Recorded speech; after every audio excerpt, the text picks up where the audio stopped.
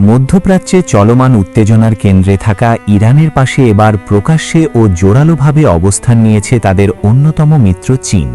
Israel ও যুক্তরাষ্ট্রের সামরিক পদক্ষেপের তীব্র সমালোচনা করে এসব কর্মকাণ্ডকে সরাসরি জঙ্গলের আইন বলে আখ্যা দিয়েছে বেইজিং। চীনের রাষ্ট্রীয় সম্প্রচার মাধ্যম সিসিটিভি জানিয়েছে, সম্প্রতি চীনের পররাষ্ট্রমন্ত্রী ওয়াং ই ইরানের পররাষ্ট্রমন্ত্রী আব্বাস আরাগচ্চির সঙ্গে টেলিফোনে কথা বলেছেন।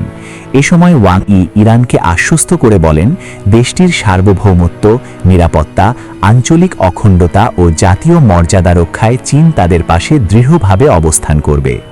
শুধু ইরানকেই সমর্থন জানানো নয়, যুক্তরাষ্ট্র ও ইসরায়েলের সামরিক অভিযান বন্ধেরও কড়া আহ্বান জানিয়েছে চীন। বেইজিং সতর্ক করে বলেছে, সংঘাত নিয়ন্ত্রণের বাইরে গেলে পুরো মধ্যপ্রাচ্য অঞ্চল অগ্নিগর্ভ হয়ে উঠতে পারে। এটি ওয়াশিংটনের প্রতি বেইজিংয়ের বৃহত্তর ভূ রাজনৈতিক বার্তা বলে মনে করছেন সংশ্লিষ্টরা। আন্তর্জাতিক কূটনীতির মাঠেও বিষয়টি নিয়ে সরব হয়েছে চীন।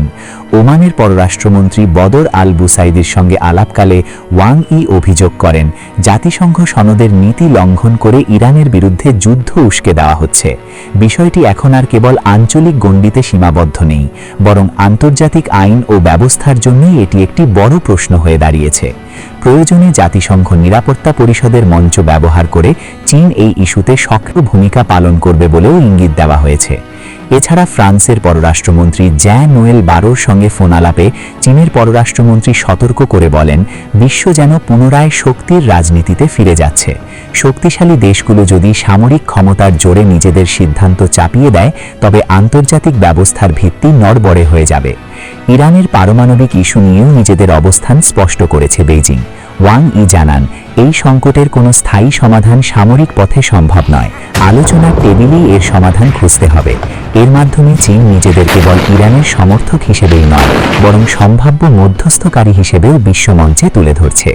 বিশ্লেষকদের মতে, মধ্যপ্রাচ্যের এই সংঘাত এখন বৈশ্বিক শক্তির নতুন সমীকরণ তৈরি করছে।